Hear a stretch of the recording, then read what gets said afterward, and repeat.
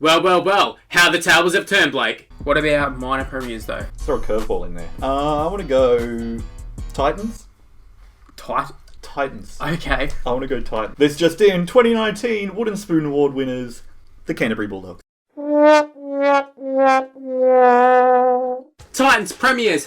Bulldogs wooden spoon. Don't think so, buddy. Well, the Bulldogs still might get the wooden spoon, but Titans lost. Suck it. Oh, and the Panthers, on behalf of all the other shitty teams in the NRL, thank you very much for taking the last position from us. It's nice to know that even though our teams are going shit, at least we're not going as shit as you. Anyways, now I've got that out of the way, let's recap round 10. I mean, after all, I guess that's why you clicked on the video, so may as well do it. So the first game of the round, it was a bit of a shocker to me. I thought the Melbourne Storm would absolutely destroy the Tigers. It wasn't the case. They did get the win in the end, but boy oh boy, was it close. I mean, the Tigers, they really should have won that one in my opinion. I mean, it was theirs for the taking. They let it slip, and if there's one team in the NRL that you don't want to give them a sniff of a victory, it's the Melbourne Storm, because they're going to go ahead and they're going to take it. Ryan Pappenhausen, I don't know how to spell his name, but I definitely know how to say it. What a player, what a find. Funnily enough, he actually was at the Tigers, so add him to the list of players the Tigers have let go to go to the Storm and go on to become stars. Overall though, I think Tigers fans can be pretty happy that their team is actually putting in, because at times in previous seasons, you look at the Tigers side and you go, man, are they even trying? You can't question that this week. I'm just not sure what the Tigers are going to do once Robbie Farah and Benji Marshall hang up the boots, because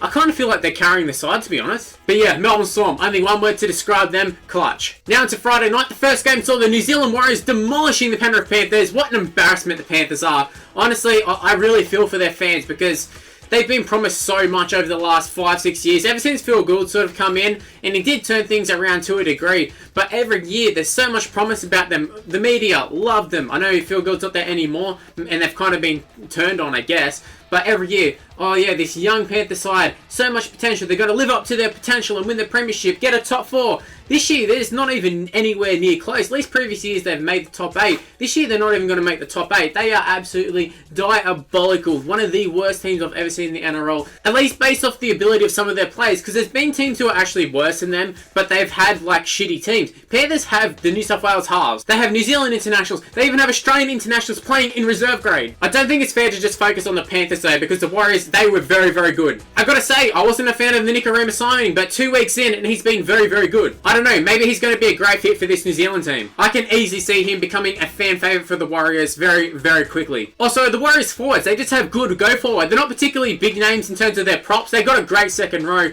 but you add in the Lachlan Burrs and Bunty Afowers and all those sort of guys, they are doing a fantastic job this year. They are really setting a good platform for these players like Tuivasa-Sheck and Nikorima to take advantage of. It's been very impressive from them. But at the end of the day, Panthers at home, I expected better from them. I maybe didn't expect them to win the game, but just do a lot better than what they did. 30-10, that is tragic. Moving on to the second game of Friday, another game that I was shocked, but in a good way. The Broncos with the upset of the round, potentially upset of the season. Who saw the Broncos defeating the Sydney Roosters? I certainly did, and I believe in my preview I said, I just can't see them getting the win over the Roosters. I don't see anybody beating the Roosters, really, especially not this Broncos side. Now, if I was a more high production YouTube channel, I'd have someone throw an egg on my face, but I'm not going to do that. Even though it'd be funny, I kind of don't want egg in my face. It's kind of gross. I didn't realize James Egiara was actually going to play, but he had an immediate impact. I mean, he's been playing in reserve grade, so it's not like he hasn't been playing. But it feels like it's been forever since I've seen him play NRL, and it was only last year that he was playing NRL. And I think if you've watched any James Egiara games, you know he likes to dart out of dummy half, and that's exactly what he did as he picked up the match-winning try. In the preseason, all the talk, in particular from Andrew Johns, was the fact that the Broncos had the best 4-pack in the NRL, and I was looking at it and I was going,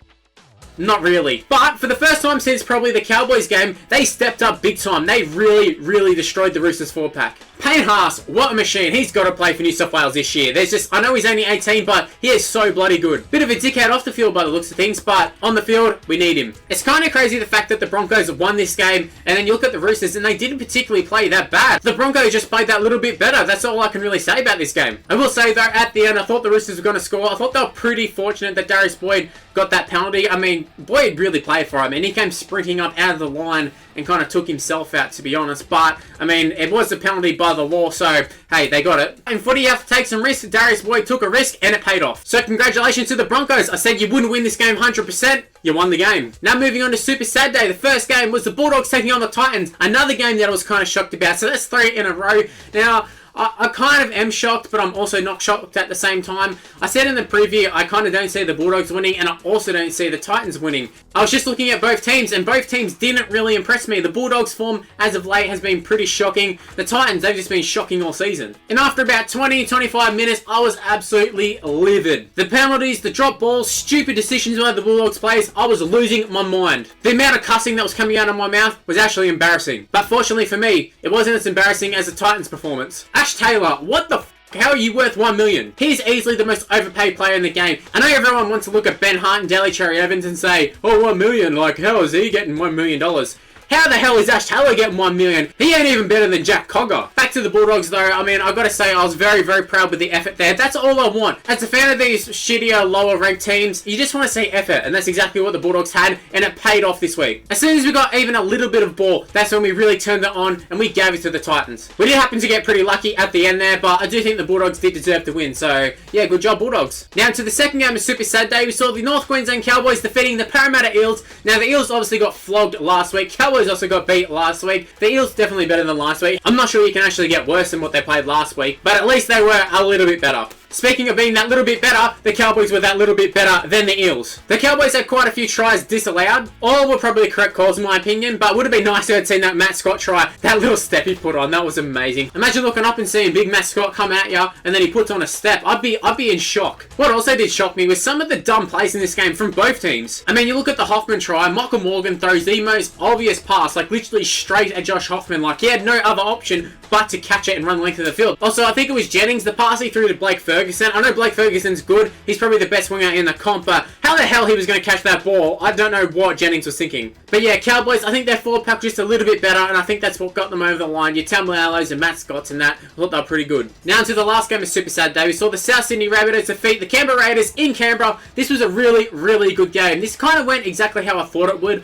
I thought the Raiders would be in the game. At times, they looked like they were going to win this game. I mean, right up to the end. 2 weeks in a row, they nearly scored with like 30 seconds to go, minutes to go, and they kind of blew it.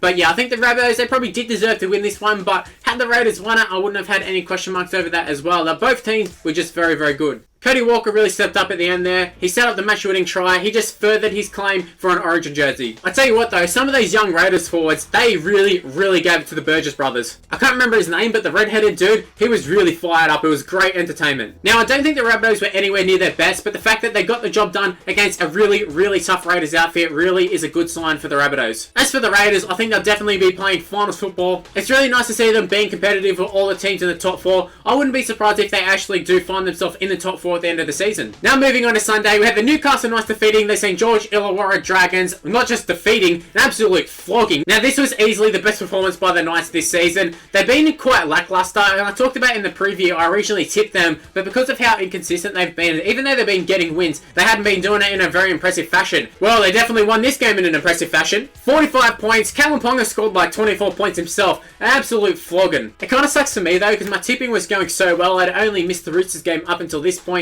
and the whole time I was thinking that I tipped the Knights, forgetting that I changed in the video to the Dragons. So I was going, yes, I've tipped the Knights, hell yeah. Only to remember today that I actually changed my tip. Whoops. Now I don't really know what to say about the Dragons. I mean, I think the scoreline says for itself. They're not good. I know they've got quite a few injuries at the moment, but I mean, when you have that many points put on you, you just have to look at the team and say there's something bigger happening here. I just can't see the logic in putting Ewan Aiken on the bench. I mean, you either play him or you don't. Let him play in reserve grade. Don't let him come on for 20 minutes and bring off Ravalawa when you're 40 points behind. The Knights, though, that was the performance that I've been expecting all year. It's really good to finally see it. Ponga's killing it. Mitchell Pearce has finally found his form, and the rest of the team are backing them up. Now we move on to the last game of the round. Now this one was a little bit of a shock to me. I thought Manly were definitely a chance of winning this game, but I thought the Crown Sharks would just have a little bit too much, but it wasn't the case. Manly just had it all over in that game. Josh Dugan, he was absolutely awful at fullback. It kind of baffles me to think that he actually is a fullback who plays centre. I mean, if you look at that game, you think this dude is just like a reserve grader who they've just thrown in there. Maybe his first or second game. But yeah, he just was not good. I don't know. Kind of just seemed like the Sharks lacked a little bit of desire. Manly just wanted it more. Now, there was a lot of youngsters on display in this game. Kay Cuss made his debut for the Sea Eagles, and I thought he was very, very good. I think he played 5'8". He might have played halfback. He was in the halves. I thought he was very, very good. He controlled the game well. On the other hand, though, Bronson Xerri, he's hyped up so much, but he can't even catch a ball. He legit legitimately might have the worst hands in the NRL. He might have all the pace in the world, but it means nothing if he can't even catch the ball. What's the point of having all this pace if all you gotta do is drop the ball when the ball comes to you? He definitely needs to sort that out if he wants to be a first grader, that's for sure. Just looking at this Manly side, it doesn't really say much about Trent Barrett as a coach when you look at this Des Hasler side that he's got now. You look at the team Trent Barrett had, and you look at the position they finished and how they were playing under him. You look at this team Des Hasler's got. He's got Brendan Elliott at fullback, for God's sake. Brad Parker's in the centres. He has Kane LG in the halves. He had Kay Cast. Who the hell's Kay Cast? And they are still racking up the wins. Desi is definitely killing it this year. Anyway, guys, my tips were 5 from 8. Not the best. I mean, it started off really good. Finished quite shit, but hey, what can you do? Leave in the comment section below. What were your thoughts of round 10? Did you enjoy it? Did you like it? How did you go with your tips? Anyway, guys, that is the end of the video. Hopefully you did enjoy it. If you did, make sure you go ahead and smash the like button. Subscribe to the channel if you're new here. Also, make sure to follow me on Twitter and Instagram. It's on the screen right now. It's Mr. Luke on YT. Go ahead and add me on Snapchat as well. It's the same as what's on screen now, Mr. Luke on YT. Like my Facebook page as well. You can just search Mr. Luke. I should come up, or just click the link in the description below. Anyway, guys, thank you for watching. I'll see you in the next video. Bye, guys.